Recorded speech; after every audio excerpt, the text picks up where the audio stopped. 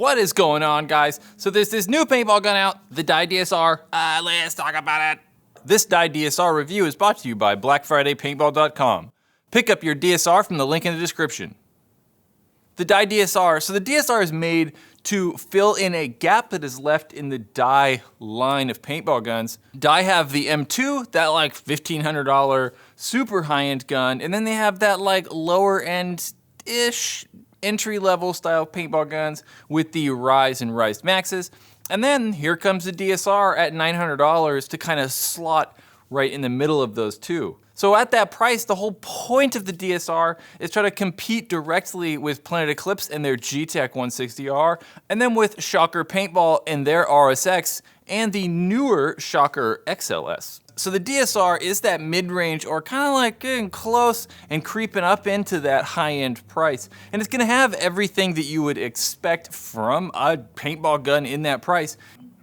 It's electronic, it's gonna have a lever feed neck, on-off ASA, hoseless design, comes with a two-piece barrel, and yeah, it's some other stuff, but it's gonna come with like, I don't know, stuff that you'd expect. So how about we not just list all the features that are gonna come with the DSR, but like jump into like the big changes or stuff that's gonna separate the DSR, I don't know, from other companies or from Dye's other paintball guns. So one of the biggest changes that Dye did with the DSR was remove the battery from the trigger frame and then plop it over into the foregrip. So you install the battery by removing that plastic or like rubber sheathing that goes over the battery terminal and like holder spot. At the bottom, you insert a coin on the little screw, screw it 180 degrees, sheath kind of comes off and battery just comes out. It's fairly easy, fairly straightforward. Then you just place battery inside or take battery out. At first glance, I thought that the foregrip felt a little flimsy and maybe wasn't built the best. But after I like take off those two screws and I don't know, take off the plastic part from the body, it's really solid. Like, it's almost solid at the top and it's hooking into or screwing in to that big nub or spot on the body. So it's really, really secure. I don't think it's gonna be a problem. I mean, I could see people breaking them somehow, but I don't think it's gonna be widespread. People aren't gonna be breaking off the foregrip. And then there's the new bolt system that Dye's made, the arc bolt, another whole new thing for Dye. The arc bolt is a spool valve, LPR-less, 115 PSI operating pressure bolt. And with that 115 PSI operating pressure, it's gonna work at 25 PSI lower than the M2, Dye's high-end gun. But I don't know, I don't think that that 25 PSI difference is gonna really make that big a difference. I don't think it's gonna make the gun kick less. It's not gonna like be easier on paint, more air efficient or whatever. It's just a lower pressure, and that's just kind of how it came out. I think that that kick and like recoil or easiness on paint is gonna matter kind of more overall on how that bolt functions rather than just having like the lowest operating pressure. It's not that I would like want higher operating pressure. I mean, 115 is sure better than like 140 on the M2, but it's not gonna be like dramatically easier on paint or anything. That arc bolt also is really easy to remove. It has that push button, quick release bolt system. So you just push that silver button, bolt slides out, press the silver button back in and slide it in. It's real simple, real easy, no fuss. Quick release, bolt removal. Another big change to the DSR is that Dye has put the regulator, their new Hyper 6 reg, in the trigger frame, in the bottom half of the trigger frame, kind of like Planet Eclipse and MacDev have done before. So now you adjust the velocity on the bottom of the on-off or ASA. I don't think that it's gonna necessarily work all that much better. It's just kind of like a different placement. One thing that I do like about the DSR's new rig though is they're not using shims like they are on the M2. It's just like a normal regular spring.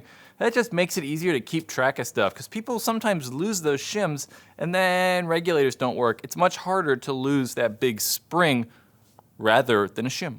So those are all like the major features or like new things on the DSR. So let's, I don't know, opinion time. Let's talk about how it feels. Ergonomics. I actually really like it. If you guys watch a lot of these videos, you will know that I'm very, very critical about ergonomics on these paintball guns. but I really like the DSR. Like, I really like the foregrip, I like the trigger frame, I like the spacing, I like the size of it. Like, it just feels really good in my hands. One thing that I've noticed that I didn't really think of before, but I do like the squareness of the foregrip. I think it just like fits in my hand better, I don't know. I feel like it's easier to grip and kind of maneuver and maybe move around quick, I don't know. But I really like the shape of the foregrip. Could be a little bit longer, but that's not that big a deal. Trigger frame's comfortable. Like, I'm kind of on and off about the Dye ultralight frames though. I kind of do wish it was fat all the way up instead of having that typical Dye hourglass style frame. But overall, I like the trigger frame and it feels good. The trigger felt good. I mean, it was snappy and responsive and I was able to shoot it fast. The trigger's not that Dye reach trigger though, so you can't adjust it like this. I don't know what they call that. You can't like pivot it, I don't know. But you are able to adjust it like you have on a lot of the Dye guns for a long time with those conical or cone-shaped screws from the outside. So it's kind of handy. You don't have to take it apart to adjust triggers. So what's it shoot like?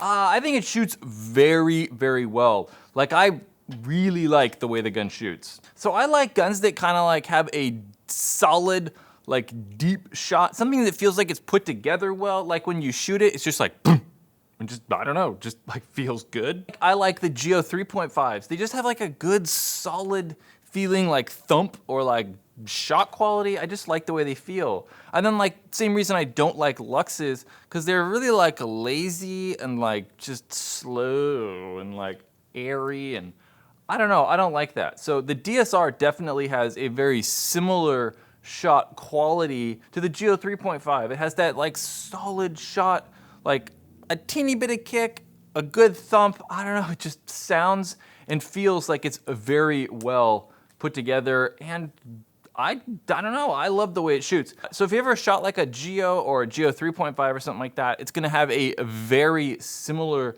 like sound signature, kick, and feel when it shoots to those Geo 3 line of guns from Planet Eclipse. I'd even say the DSR shoots better than the M2. At least the M2s I used, they felt like kicky and kind of aggressive and like they were smacking the ball, where the DSR doesn't. It has like that kind of smooth, like good, I don't know, solid feeling shot. It's so hard to explain these things, but the DSR, it shoots good.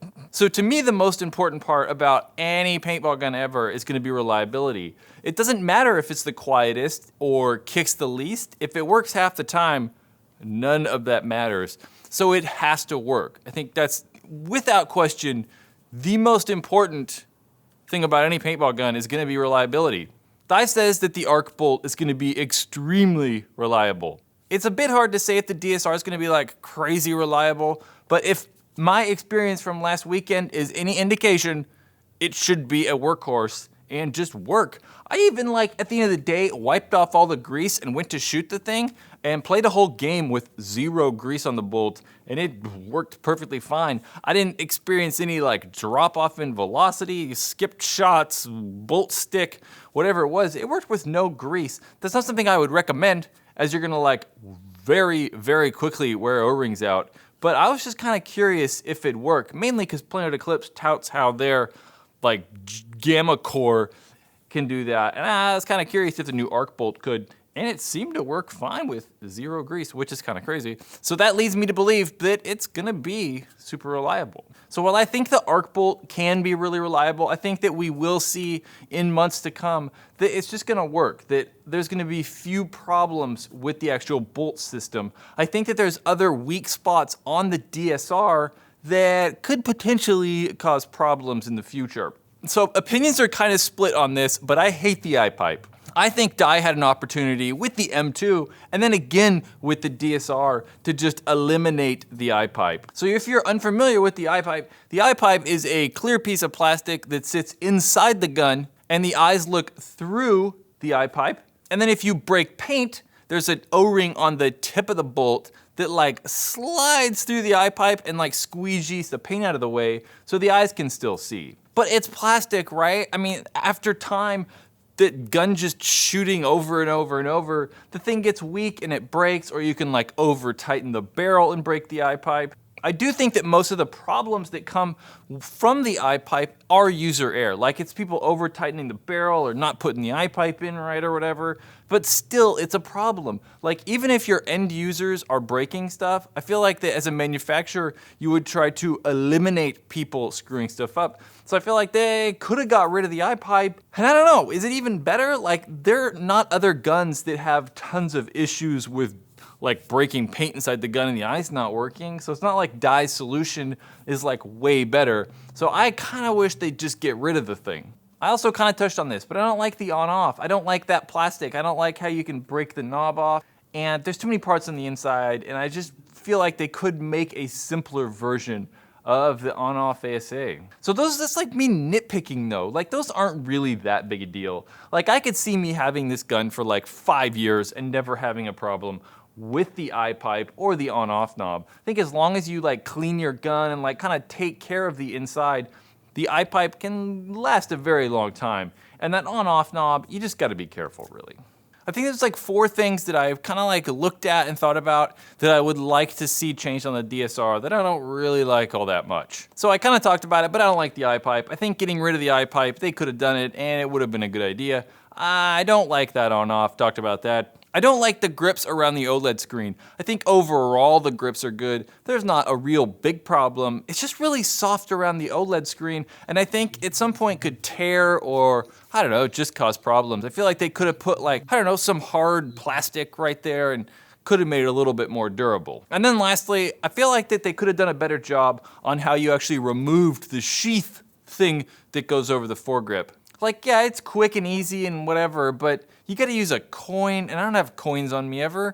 I feel like if you put a screwdriver in there and try to turn it, the screwdriver's not wide enough, so it's gonna start like warping and bending that plastic, kinda like you see that I've done to it already. I don't know what I'd have done different, but I like on the Planet Eclipse CS1 how their foregrip cover just kinda like slides on.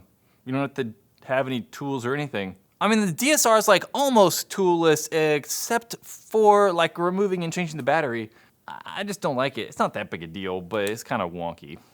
There's also been a lot of talk about Dye ripping off Planet Eclipse in terms of like battery and regulator replacement. So I guess if we like really look at this, yes, Dye has put their regulator and batteries in the same spot that Planet Eclipse have. But I don't know if that's necessarily like ripping them off. It's just a good design, right? Like Planet Eclipse figured out that, hey, the batteries in the foregrip, that's a good spot for them. Putting the regulator in the trigger frame, like MacDev did, is a good idea and just kind of makes sense. So while they're using the same like ideas by putting the battery in the foregrip and the regulator in the trigger frame, I don't know if that's bad, right? It's not like they're just ripping them off. It just is a good design and it works well. It's not like we're now looking at stuff and we're like, oh, this electronic, so they're just ripping them off. It's just kind of how it is. And that's a good thing. Dye is taking a design that works well and makes sense and then maybe iterating on it, like making it better. That's how stuff grows. That's how technology works. That's just